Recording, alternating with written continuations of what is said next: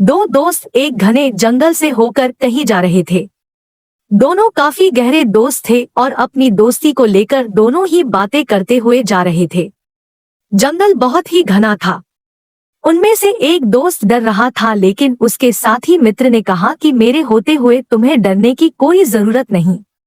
मैं तुम्हारा सच्चा और अच्छा मित्र हूँ। इतने में ही सामने से ही बहुत ही बड़ा भालू उन्हें नजर आया। जो दोस्त कह रहा था कि मैं अच्छा मित्र हूँ, वो भालू को देखते ही भाग खड़ा हुआ।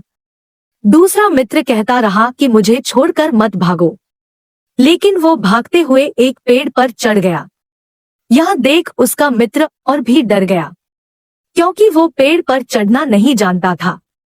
इतने में वो भालू और भी नजदीक आ गया था। जब वो बेहद करीब आने लगा तो दूसरे मित्र के पास कोई चारा नहीं रहा और वो वहीं नीचे जमीन पर आंखें बंद करके लेट गया। पेड़ पर चढ़ा मित्र यह सारा नजारा देख रहा था और वो सोचने लगा कि ऐसे तो यह मर जाएगा। इतने में ही वो भालू नीचे लेटे मित्र के करीब आकर उसे देखने लगा। उसे सूंघा और उसके शरीर का पूरी तरह मुआयना करके आगे बढ़ गया। जमीन पर लेटे मित्र ने राहत की सांस ली और वो सोचने लगा कि अच्छा हुआ जो मैंने सांस रोक ली थी, क्योंकि भालू मुर्दों को नहीं खाते और वो भालू मुझे मरा हुआ जानकर आगे बढ़ गया। पेड़ पर चढ़ा मित्र बहुत हैरान था। भालू के जाने के बाद वो नीचे उतरा और उसने अपने मित्र से पूछा कि आखिर उसने क्या किया था और वो भालू उसके कान में क्या कह रहा था।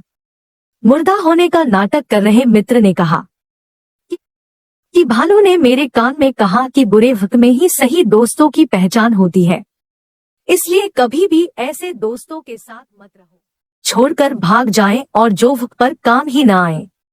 दूसरे मित्र को समझते देर न लगी और फिर दोनों आगे बढ़ गए।